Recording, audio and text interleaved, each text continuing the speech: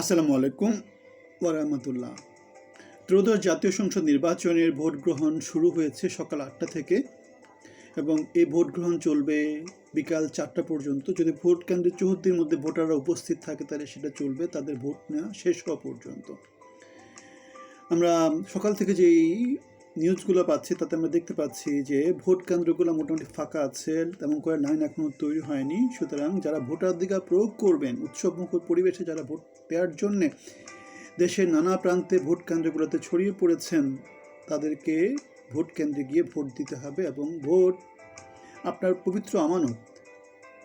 যোগ্য, শিক্ষিত, ভদ্র, মার্জিত, রুচিশীল ব্যক্তিত্বকে ভোট দিয়ে দেশের জন্যে, আপনার জন্যে, আমাদের জন্যে, সবার জন্যে আপনি একটা জনগণের সরকার প্রতিষ্ঠা করার জন্যে আপনার ভোটাধিকার প্রয়োগ করেন। 5 বছর ধরে আপনার যে আমানত, সে আমানতে যাতে সুরক্ষা করতে পারে তেমন একটা সংস্কৃতি চালু করেন।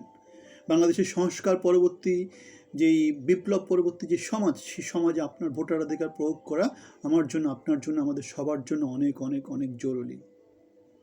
এই অবস্থায় প্রফেসর ডক্টর মোহাম্মদ ইউনূস জাতির উদ্দেশ্যে তার সরকারের শেষ বার্তা দিয়েছেন এবং জনগণের ভোটাধিকার যদি বেশি করে প্রয়োগ না করে তাহলে ভোটটা তেমন করে গ্রহণযোগ্য হবে না। যেটা দেখা যাবে সেটা হচ্ছে জনমতের প্রতিফলন ভোটের মধ্যে দেখা যাবে না।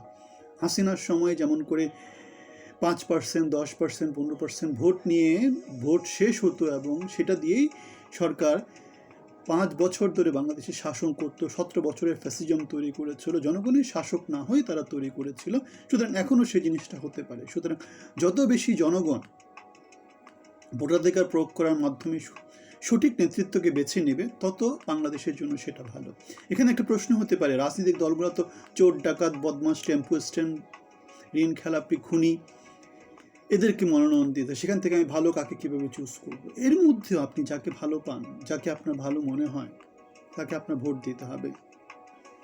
নানা রকম প্রতীকে আছে, তাদেরকে ভোট দিতে হবে।